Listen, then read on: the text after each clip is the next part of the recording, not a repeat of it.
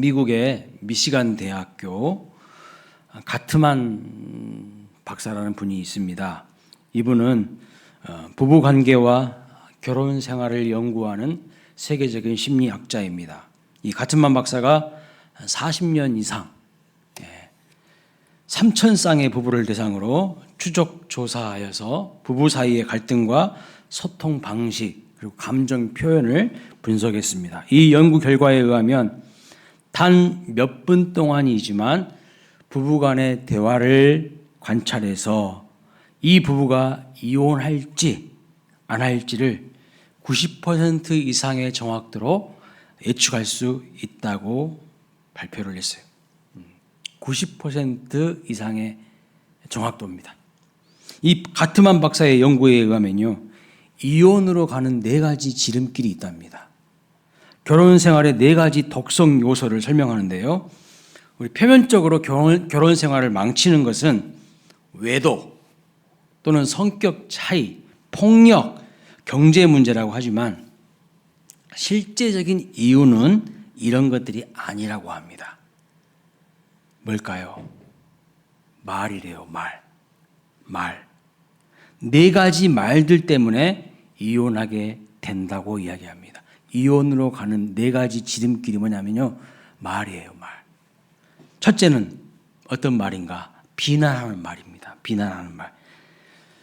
오해하지 마십시오. 제가 하는 말이 아니라 이 가트만 박사의 책에서 나온 말입니다. 예를 들면 이런 거예요. 네가 제대로 하는 게 뭐가 있어? 배우자한테 이렇게 이야기한다는 거예요. 너는 집구석이 더러운 게 안 보여? 당신은 왜 그따위야? 정말 사람 이상하네. 이런 비난하는 말은요, 공격하는 말이기 때문에 상대방으로 하여금 위축되게 만들고 방어하게 되고 결국에는요, 담을 쌓게 만든다고 합니다. 그러니까 비난하는 말을 하면 대화가 안 되는 것이죠. 두 번째는 어떤 말인가? 방어하는 말이에요. 방어하는 말. 예를 들면 이런 말을 하는 겁니다. 그래, 그럼 너는 뭘 제대로 잘하냐? 너는 그럼 뭘 제대로 잘하냐? 너도 저번에 잘못했잖아. 그렇게 거슬리면 당신이 직접 해. 지금까지 집안일 누가 다 했는지 생각 안 나? 이게 바로 다 방어하는 말이라고 합니다. 그러니까 방어의 핵심은 자기 자신의 무고함을 표현하고 배우자의 비난에서 자기 자신을 보호하려고 하는 거예요. 그래서 방어는요, 자신을 보호하고자 상대방을 공격하는 말입니다. 네. 세 번째 말은 뭐냐? 경멸하는 말이에요. 경멸하는 말. 예를 들면 너는 참 한심한 인간이야. 무식이 저렇게 충만해. 가방끈 짧은 것들하고는 이야기를 섞으면 안 돼. 꼴의 남자라고. 이런 닭대가리야. 너를 낳고 장모님이 미역국이 넘어갔어? 넘어가셨대? 이게 다 경멸하는 말입니다. 오해하지 마세요. 제가 하는 말이 아닙니다. 여러분의 이해를 돕기 위해서 책에 나온 내용들을 정리해서 말씀을 드립니다. 자, 이 경멸하는 말이 관계를 악화시킬 확률이 가장 높다고 합니다. 이 경멸의 언어는요, 인격 모독적인 의미를 담고 있기 때문에 듣는 사람은요, 평생 그 상처가 지워지기가 어렵다고 합니다. 그러니까 우리는 내 행동에 대해서 지적을 받아도 기분이 나쁘잖아요. 내 행동에 대해서. 그런데 이 경멸하는 말은 내 행동을 뛰어넘어서 내 존재를 무시당하고 부정을 당하는 말이에요. 내 존재 자체가 무시와 부정을 당하는 이 경멸의 말을 들으면 사람들은 수치심을 느낍니다. 수치심을. 자, 마지막 네 번째는요, 도피하고 차단하는, 감싸는 말이에요. 예를 들면 이런 말이죠. 됐어! 그만해! 입 닫어! 말이 통해야지 뭐. 아유, 숨 막힌다, 숨 막혀. 또 저 레파토리 시작이다. 내가 벽에다가 차라리 말을 하지. 이런 말들. 그러니까 회피하는 행동과 이 담쌓는 말을 하게 되면 동거만 하는 부부가 되고요, 심리적인 이혼 상태로 간다고 합니다. 심리적인 이혼 상태. 급기야 갈라설 가능성이 높아지게 되는 거죠. 자, 이러한 네 가지 말들을 버리고 어떤 말을 해야 될까요? 공감해주고 존중해주고 배려해주고 그리고 관심을 지속해주는 말을 하는 것이 친밀한 관계에서 가장 필수적인 것이라고 말씀하고 있어요. 서로 좋은 관계를 맺기 위해서 가장 기초적인 대화가 뭘까요, 여러분? 서로 좋은 관계를 맺으려면 어떤 대화를 해야 됩니까? 가장 기본적인 것이 뭐예요? I 메시지예요. I 메시지. 나 전달법. 나는 이렇다. 내 기분은 지금 이렇다. 내가 오늘 기분이 좀 그래. 내가 오늘 컨디션이 별로 안 좋아. 이해해줘요. 나는 이렇게 생각해요. 이렇게 말해야 되는데 우리는 I 메시지로 이야기를 하지 않고 늘 You 메시지로 이야기해요. You 메시지. 뭐냐면 너 때문에 이런 거야. 누구누구 때문에 이런 거야. 그러면요, 그 대화를 듣고 있는 상대방은요, 상처를 받죠. You 메시지로 이야기를 하면 당연히 관계가 깨질 수밖에 없는 것입니다. 그래서 이런 말이 있습니다. 입술에 30초, 가슴에 30년. 말하는 데는 30초밖에 안 걸리는데요. 이 가슴에는 그 말이 30년간 한으로 남는다는 것입니다. 그래서 부정적인 말은 우리의 인생을 완전히 파괴하는 영향력이 있어요. 반면에 긍정적인 소망의 말들이요, 우리의 인생을 아름답게 세우고 우리의 인생을 이끌어가는 인생 언어가 되기도 합니다. 남아프리카 공화국의 넬슨 만델라 대통령 아시죠? 이분은 인종차별 정책에 반대하고 불의에 저항하다가 27년 동안 감옥에서 살았습니다. 27년간. 그런데 그는 억울하고 절망스러운 상황 속에서요, 항상 그의 인생을 붙들어준 희망의 언어가 있었다고 회고합니다. 그는 어린 시절에 어머니와 마을의 어르신들에게 이런 말을 자주 들었다고 합니다. 이런 말들을 그 어린 넬슨 만델라에게 자주 해주셨다고 합니다. 지혜롭고 위대한 지도자가 될 사람이야. 지혜롭고 위대한 지도자가 될 사람이야. 그리고 그 말들이요, 자신의 삶을 이끄는 정말 인생 언어가 되었다고 합니다. 그는 감옥에서도 이런 말을 했어요. 내 육체는 감옥에 있어도 내 마음과 영혼은 자유롭다. 이 말이 그의 첫 번째 인생 언어예요. 그가 자기 인생의 언어 세 가지를 이야기하는데 첫 번째 인생의 언어가 이겁니다. 27년간 감옥에 있으면서도 그는 수감자들과 함께 책을 읽고요, 토론을 하고요, 그 수감자들을 또 가르쳤습니다. 그러면서 이런 말을 했습니다. 나는 단지 감금된 사람이 아니라 준비되고 있는 사람이다. 이러면서 두 번째 그의 인생 언어를 남겼는데 그것이 무엇인가? 교육은 세상을 바꾸는 강력한 무기다. 그러니까 그는 27년간 수감 생활을 하면서도요, 그 재소자들을 가르쳤어요. 그들과 책을 읽고 토론을 하고. 그 감옥 생활을요, 그냥 낭비한 게 아니에요. 거기서도 끊임없이 준비한 거예요. 그리고 드디어 만델라 대통령이 감옥에서 나와서 권력을 잡게 되었을 때에 어떻게 있습니까? 여러분 잘 아시다시피 복수하지 않고 용서하기로 결단을 하면서 그의 인생 세 번째 언어 이렇게 말합니다. 용서는 과거를 지우는 것이 아니라 미래를 여는 열쇠입니다. 이런 이야기를 했습니다. 그의 세 번째 인생 언어인 거예요. 성경 잠언 13장 2절에 이렇게 말합니다. 사람은 입의 열매로 인하여 복록을 누리거니와. 그렇습니다. 민수기 14장 28절에는 또 이렇게 말하죠. 그들에게 이르기를 여호와의 말씀에 내 삶을 두고 맹세하노라. 너희의 말이 내 귀에 들린 대로 내가 너희에게 행하겠다. 이렇게 말씀하시고 있습니다. 그래서 옛날 어른들이 그런 말씀을 자주 하셨던 것 같아요. 저도 어른들한테 그런 이야기를 자주 들었어요. 무슨 말이죠? 말이 씨가 된다. 오늘 본문, 우리가 읽었던 본문은요, 언어 생활에 대해서 말하고 있어요. 말이 엄청나게 중요하다고 말씀하고 있는 거예요. 사실 성경에 보면 하나님 앞에 쓰임받았던 인물들을 보면요, 대부분 하나님께 칭찬과 소망의 말을 듣고 인생이 새롭게 변화된 사람들입니다. 자, 대표적으로 몇 사람 살펴보겠습니다. 사사기에 보면요, 기드온이라는 사람이 있어요. 근데 이 기드온은 어떤 사람인가? 엄청나게 소심한 사람이에요. 소심하기 이를 데가 없어요. 자존감이요, 너무 낮아요. 바닥이야. 자존감이 바닥이야. 그리고 소심해. 내향적인 사람입니다. 한마디로 말하면 지도자감이 아니에요. 지도자감이 될 사람이 아니에요. 그래서 실제로 기드온이 이렇게 말합니다. 사사기 6장 15절에 나의 집은 므낫세 중에서 극히 약하고 나는 내 아버지 집에서 가장 작은 자니이다. 이거 지금 겸손해서 하는 말이 아니에요. 스스로를 이렇게 아주 나는 형편없는 사람입니다. 이렇게 이야기하는 거예요. 입에 달고 살아 그런 말을 들어. 항상 부정적이고 소극적이고 낮은 자존감에 찌들어진 그런 이야기를 하고 살아요. 기드온이 여러분 얼마나 소심한 사람이냐면 밀을 포도틀에다가 타작하던 사람이에요. 여러분 밀을 본래 어디서 타작해야 맞습니까? 넓은 마당에다가요 쫙 깔아놓고 그 밀을 타작해야지 맞아요.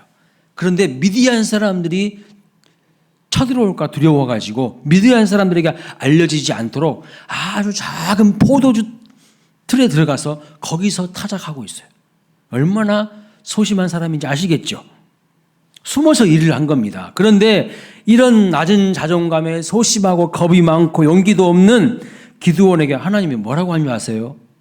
하나님이 이런 말씀하십니다. 사사기 6장 12절 여호와의 사자가 기드온에게 나타나 이르되 큰 용사여 여호와께서 너와 함께 계시도다. 무슨 큰 용사입니까? 무슨 큰 용사요? 자기 스스로를 쫌팽이로 보고 있는데 나는 가장 작고 약한 사람입니다. 이런 패배의식에 쩌들어 있는 사람이에요. 지금 현재의 기드온이 아닌 앞으로의 기드온, 큰 용사가 될 것이라고 하나님께서 그에게 희망의 말을 주신 거예요. 칭찬의 말로 그의 정체성과 사명을 붙들어 주신 것입니다. 결국 소심하고 내향적인 이 기드온이요 여러 차례 하나님의 뜻을 확인하면서 그의 마음이 바뀌어갑니다. 그의 인간됨이 바뀌기 시작해요.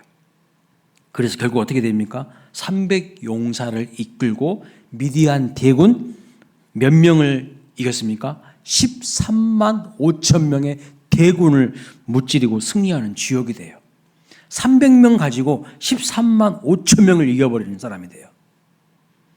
오늘 우리도요 그 사람의 현재 모습만을 보지 말고 앞으로 하나님 앞에 쓰임받을 모습을 보면서 칭찬과 희망의 말로 서로를 격려하고 축복하시기를 주님의 이름으로 축원합니다.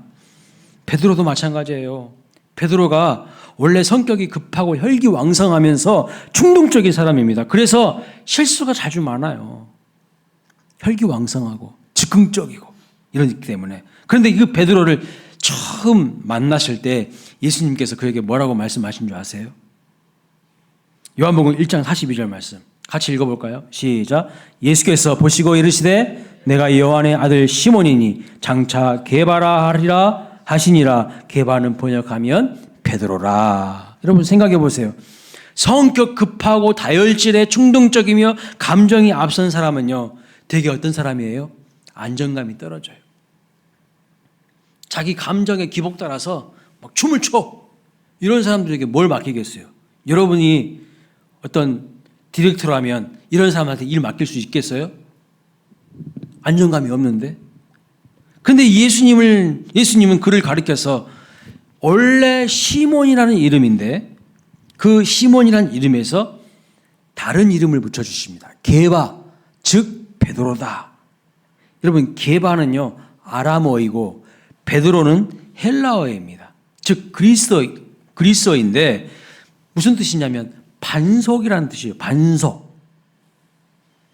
앞으로 교회의 공동체를 세우는 중요한 반석 같은 인물이 될 것이고 초대교회의 핵심 지도자로서 시험 받을 것을 주님께서 내다보시고서 말씀하시는 거예요.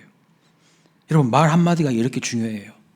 어떤 말을 듣고 자랐는가 정말 중요합니다. 예수님의 말씀이 베드로의 존재를 완전히 새롭게 변화시키는 것을 볼 수가 있어요. 여러분 우리의 아름다운 언어 생활로 다른 사람들을 하나님의 사람으로 세우고 공동체를 아름답게 세울 수 있는 주인공들 되시기를 축복합니다. 옆에 있는 사람들한테 항상 긍정의 말을 해주세요. 희망의 말을 해주세요. 독일의 철학자 하이데거는 이런 말을 했어요. 언어는 존재의 집이다. 언어는 존재의 집이다. 인간이 단순히 생물학적인 존재가 아니라 언어를 통해서, 말을 통해서 세계를 이해하고 자신을 드러내고 존재를 구성한다. 그런 이야기를 했습니다. 쉽게 말하면 말로 생각하고 말로 관계를 맺고요. 말로 자신이 누구인지를 드러낸다는 것입니다. 그래서 말하는 것을 보면 그 사람이 누구인지를 알 수 있어요. 말하는 것을 보면. 인간은 말을 통해서 자기가 어떤 집에서 살고 있는지를 드러낸다는 거예요. 그 사람의 말을 통해서 그 집이 하나님이 다스리는 천국인지 아니면 마귀의 종노릇하고 인간에게 종노릇하는 그 지옥 같은 집에서 사는지를 알 수 있게 됩니다. 그 사람이 사용하는 언어를 보면 구원받고 거듭난 사람인지 아닌지를 알 수 있다는 거예요. 야고보가 오늘 우리에게 묻고 있는 질문이 있어요. 무엇입니까? 당신은 어떤 집에서 살고 있나요? 당신은 어떤 집에서 살고 있나요? 어떤 존재의 집, 어떤 마음의 집에서 살고 있습니까? 전라도식으로 표현하면 이거예요. 집이는 뭔 집에서 살고 있단가? 집이는 뭔 집에서 살고 있어? 어? 격려와 사랑의 말이 흐르는 집입니까? 아니면 비난과 경멸과 방어와 원망 불평이 가득한 집입니까? 예수님도 그렇게 말씀하셨어요. 외부에서 사람의 입으로 들어가는 음식이 더러운 것이 아니라 그 사람의 마음에서 나오는 것이 더럽다고 말씀합니다. 사람의 마음에서 나오는 것. 마태복음 15장 18절 입에서 나오는 것들은 마음에서 나오나니 이것이야말로 사람을 더럽게 하느니라. 사도 바울도요, 인간의 전적 타락과 부패를 설명하면서 뭘 언급하냐? 혀의 부패를 말하고 있어요. 언어의 부패를 이야기합니다. 로마서 3장 13절 14절 읽어볼까요? 그들의 목구멍은 열린 무덤이요 그 혀로는 속임을 일삼으며 그 입술에는 독사의 독이 있고 그 입에는 저주와 악독이 가득하고. 그렇습니다.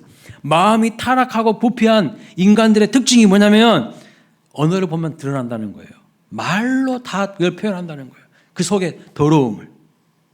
오늘 야고보서 본문은요, 작지만 아주 강력한 혀의 위대한 영향력, 말의 영향력을 세 가지 비유로 설명하고 있는 것을 볼 수 있어요. 첫째는요, 말의 입에 물리는 그 재갈과 같다고 합니다. 두 번째는 큰 배를 움직이는 작은 키와 같다고 합니다. 키가 뭔지 아시죠? 배 운전대. 세 번째, 큰 숲을 다 태워버리는 작은 불씨와 같다고 합니다. 재갈, 작은 키, 그리고 작은 불씨와 같다고 말하고 있습니다. 이 세 가지 비유는 하나의 메시지를 말하고 있는데 그것은 무엇인가?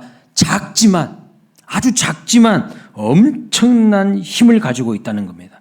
여러분, 작은 재갈이요, 엄청나게 큰 말을 다 통제해요. 배의 키는 큰 배에 비하면 아주 작아 보이지만요, 배의 방향을 결정합니다.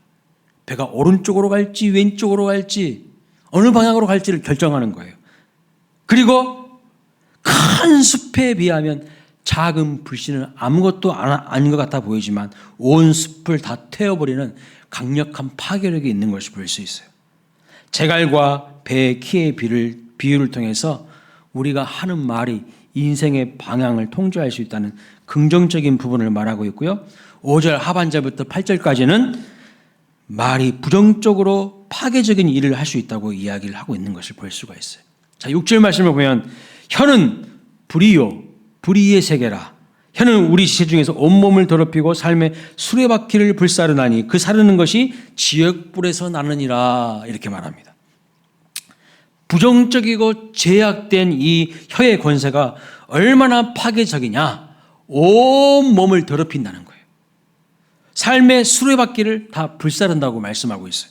이게 무슨 뜻일까요? 삶의 수레바퀴를 다 불사른다는 것은 삶을 멈추게 만든다는 거예요. 수레바퀴가 불살라지면 굴러갑니까? 삶이 굴러가요? 안 굴러간다는 뜻이에요. 수레바퀴가 굴러가야 되는데 불살라져 버리면 그 삶은 정지되고 끝난다는 거예요. 우리 인생 전체를 불태워 버린다는 것입니다. 그런데 그 혀에서 나오는 것들이 어디에서 나온다고 말씀하고 있습니까? 지옥불에서 나온다고 말씀하고 있어요. 지옥불에서. 예수님도 누가복음 6장 45절에 뭐라고 말하는가? 마음에 가득한 것을 입으로 말한다. 이렇게 말씀하고 있습니다. 내 마음이 지옥이면요, 모든 것을 그냥 불태워버리는 그런 말을 하는 거예요. 이번에 경상도 지방에서 일어난 산불을 보면서 불바다가 이런 곳이구나. 끔찍한 재난입니다. 그런데 그것을 누가 일으켰나요, 여러분? 사람이 일으켰다고 하더라고. 사람들이 무심코 담배꽁초 버리고, 예? 성묘 갔다가 거기에 불 질러다가 산불 나고. 우리가 하는 말들이요, 이 세상을 아름답게도 만들 수 있지만 이 세상을요 다 불살릴 수도 있다는 거 알아야 됩니다. 미국의 모건 블레이크라는 한 기자가 이런 말을 했어요. 나는 누구일까요? 나는 누구일까요? 정답은요, 가십이에요. 루머, 험담이에요. 자, 이 가십과 루머가 한 일에 대한 실화를 이야기하겠습니다. 미국의 한 작은 도시에 젊은 부부가 살고 있었어요. 자녀들이 둘이 있고 행복한 부부로 소문난 화목한 가정이었습니다. 그런데 그 마을에 사는 한 사람이요, 루머를 퍼뜨리기 시작했어요. 그 집 남편이 사실은 불륜을 저질렀대. 물론 사실이 아니었지만 그 소문은요, 순식간에 그 마을 사람들에게 다 퍼져나갔습니다. 급기야 그 남자의 부인에게까지 이 소식이 들렸어요. 남편을 철석같이 믿고 있었던 이 아내는요, 그 소문을 듣고 도저히 감당할 수가 없었다고 합니다. 남편이 일을 마치고 집으로 돌아왔는데 이상한 느낌이 들었어요. 사랑하는 아내도 보이지 않고 두 자녀도 보이지 않는 것입니다. 집안이 너무 조용한 거예요. 그래서 방문해서 다 뒤졌어요. 아내도 안 보이고 자녀들도 안 보이는 거예요. 이상하다 싶어가지고 지하실을 내려가 봤는데 아내와 두 자녀가 목을 메어서 세상을 떠나버린 거예요. 목을 메어서 세상을 떠나버린 거예요. 이것이 여러분 루머와 가십의 실체예요. 마귀 같은 존재가 지옥불을 일으키고 루머를 퍼뜨려서요, 가정을 파괴시킨 거예요. 사실이 없는 근거 없는 루머나 악플로 지금도 우리 사회에 많은 유명인들이 얼마나 많이 스스로 목숨을 끊고 자살하는지 모릅니다. 입에서 나오는 온갖 더러운 부정적인 말들, 사람들을 죽이는 거예요. 근데 뇌를 연구하는 의학자들이 뇌를 연구해 봤는데요, 신기한 일이 있대요. 뇌는요, 주어를 잘 모른대요. 주어. 그래서 내가 누군가에 대해서 욕하잖아요. 부정적인 말을 하잖아요. 그러면 그 뇌는 자기 몸에다가 그걸 기억한대요. 내가 막 욕하고 부정적인 말을 하면 내 몸을 스스로 파괴시키는 거야. 여러분, 가정만 그런 것이 아니라 교회도요, 이 못된 길들여지지 않는 혀 때문에 불타서 잿더미가 된 교회들이 많이 있어요. 수십 년간 자란 나무가 담배꽁초 하나 때문에 다 불타 없어지듯이 수십 년 그 성장한 교회들이요, 부정적인 말들 때문에, 믿음 없는 불신앙적인 말들 때문에 불타 없어져요. 교회들이요, 불타 없어진다니까요. 교회를 사랑하는 사람들은요, 그런 믿음 없는 불신앙적인 말을 하지 않습니다. 할 수가 없어요. 그런데 교회 안에도 마귀의 종로로 하면서 험담하고 불평하고 뒤에서 수근수근 거리는 사람들이 있어요. 이런 사람은요, 성도가 아닙니다. 마귀의 종이에요. 이런 사람들은요, 교회의 방화범들이에요. 교회 불태우는 사람들이에요. 교회 방화범들.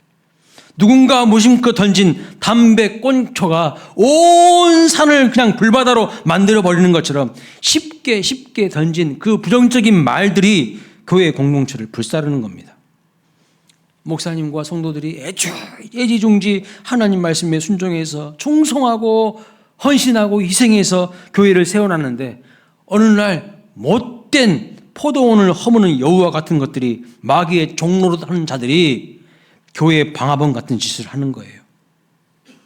우리 예수님의 마음에 그냥 대못을 박는 거야. 그냥. 주님의 눈에서 피눈물을 흘리게 하는 겁니다. 사랑하는 여러분, 말 조심해야 돼요.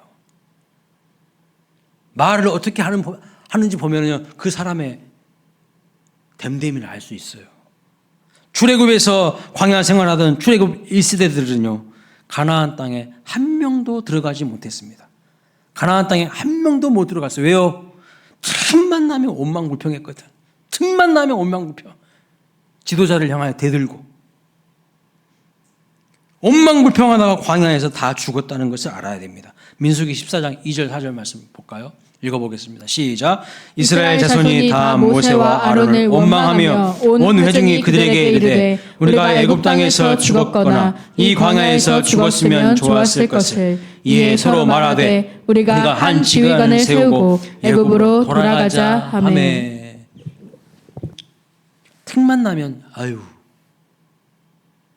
틈만 나면 무슨 이야기 합니까? 애굽 땅에서 죽었으면 차라리 나았을 것을. 자, 이렇게 백성들이 온망불평하니까 하나님이 어떻게 하시는지 보세요. 민수기 14장 26절부터 28절 읽어봅니다. 여호와께서 모세와 아론에게 말씀하여 이르시되 나를 원망하는 이 악한 회중에게 내가 어느 때까지 참으랴. 이스라엘 자손이 나를 향하여 원망하는 바 그 원망하는 말을 내가 들었노라. 그들에게 이르기를 여호와의 말씀에 내 삶을 두고 맹세하노라. 너희의 말이 내 귀에 들린 대로 내가 너희에게 행하리니. 무슨 말씀입니까? 그렇게 죽고 싶냐? 죽고 싶어? 죽게 해주겠다는 거예요. 네 말이 내 귀에 들린 대로 내가 행할 것이라고. 아주 무서운 말씀을 하셨어요. 여러분, 그런데 여호수아와 갈렙은요, 어떻게 합니까? 다른 말을 해요.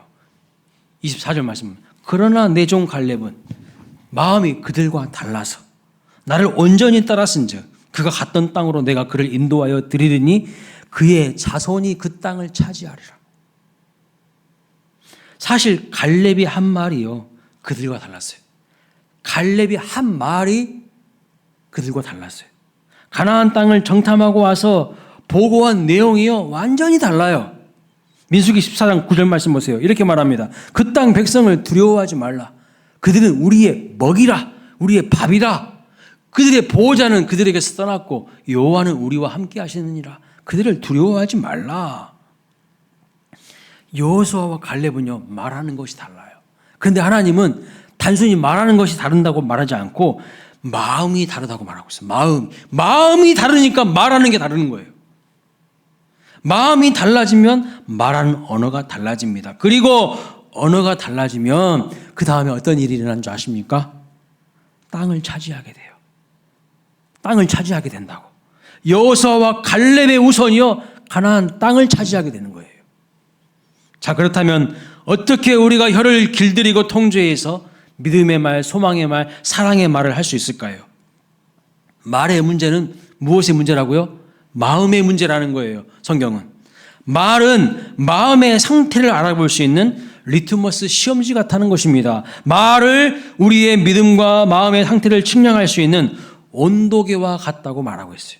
따라서 마음이 달라져야 말이 달라지는데, 여러분, 어떻게 마음이 달라질 수 있습니까? 어떻게 마음이 달라지던가요? 내 마음에 살고 계시는 분이 달라져야 돼요. 내 마음의 집에 살고 계신 분이 하나님이 되셔야 됩니다. 내 마음의 집의 주인이 예수 그리스도가 되실 때에 우리의 마음이 달라지고요, 내 말의 언어가 달라지는 거예요.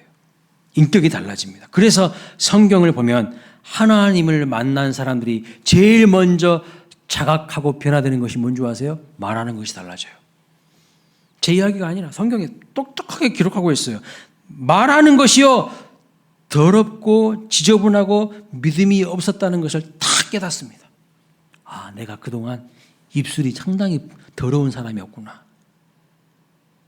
그 말은 뭐예요? 마음이 부패한 죄인이었구나라는 것을 느끼게 한다는 거예요. 이사야 선지자가 성전에서 하나님을 만납니다. 그리고 뭐라고 말합니까? 이사야 6장 5절 화로다 나여 망하게 되었도다. 나는 입술이 부정한 사람이요 나는 입술이 부정한 백성 중에 거주하면서 만군의 여호와이신 왕을 배웠습니다. 심지어 교회에 와서 예배드리고 있는데도 말이 부정한 사람들이 있어요. 하나님을 두려워하지 않는 거예요. 겁을 상실한 사람들인 거예요. 이처럼 예수님을 내 마음의 왕으로 주인으로 모시면요, 내 마음이 달라지고 언어가 달라지고 결국 삶이 달라지게 되어 있어요. 축복의 삶으로 달라지는 겁니다. 사람마다 정도의 차이가 있어서 빨리 달라지는 사람도 있고 좀 더디게 느리게 달라지는 사람이 있을지 모르지만 분명 예수님이 내 마음의 주인 되시면요 달라지게 돼 있어요. 그러므로 예수님을 믿어서 새로운 피조물이 되었다고 하면서 말의 변화가 없다면요 그 가짜 신앙일 수 있어요. 가짜 신앙이에요. 진짜가 아닙니다. 말의 변화가 없다면 죽은 믿음일 수 있어요. 참된 성도에게는요 입술의 열매가 있어야 됩니다. 입술의 열매. 자, 10절에 보면 이런 말을 합니다. 한 입에서 찬송과 저주가 나오는도다. 한 입은 한 마음이라고 해도 무방해요. 어떻게 한 마음에서 찬송과 저주가 같이 나오냐는 거예요. 그럴 수가 없다는 거예요. 샘이 한 구멍으로 어찌 단물과 쓴물을 내겠냐는 거예요. 한 샘에서 어찌 단물도 내고 쓴물도 내냐는 말이 안 된다는 거예요. 예? 또 12절의 말씀 보시면 뭐라고 말합니까? 무화과 나무에서는 감람나무 열매를 맺을 수 없고 포도나무에서 무화과 열매를 맺을 수 없다는 것이죠. 한 잎, 한 샘, 한 나무에서 어떤 열매를 맺을 수 있냐는 거예요. 이 비유를 통해서 우리의 마음이 변화되면 그에 따른 말의 열매가 있기 마련이라는 것을 말씀하고 있습니다. 여러분, 언어의 문제는 무엇의 문제라고요? 마음의 문제예요. 내 마음의 문제. 마가의 다락방에서 전심으로 기도했던 이 120문도 그들이 전심으로 기도할 때에 성령을 받죠. 오순절 마가의 다락방에 성령이 임하시죠. 그리고 나서 여러분 무엇이 변했습니까? 가장 먼저 무엇이 변했습니까? 그들이 어떤 말을 하는 사람들로 바뀌었습니까? 사도행전 2장 11절 이렇게 말합니다. 우리가 우리의 각 언어로 하나님의 큰 일을 말함을 듣는도다. 언어가 바뀌는 거예요. 성령을 받은 사람은요 하나님의 큰 일을 말하는 사람으로 바뀌는 거예요. 그 하나님의 큰 일은 무엇을 의미하는 것일까요? 영혼을 구원하시는 하나님의 사랑을 말하는 거예요. 영혼을 구원하시는 하나님의 사랑, 복음의 증인이 되는 것을 말합니다. 그래서 사도행전의 대주제가 되는 사도행전 1장 8절에도 이런 말씀합니다.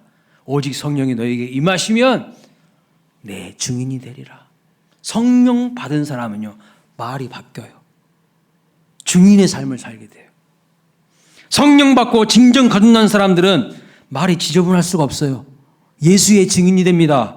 예수님은 자랑하는 입술이 됩니다. 사도 바울이 거듭나지 못할 때는요 어떤 사람이었습니까? 비방자였고 폭행자였으나 예수님 만나고 뭐가 달라졌습니까?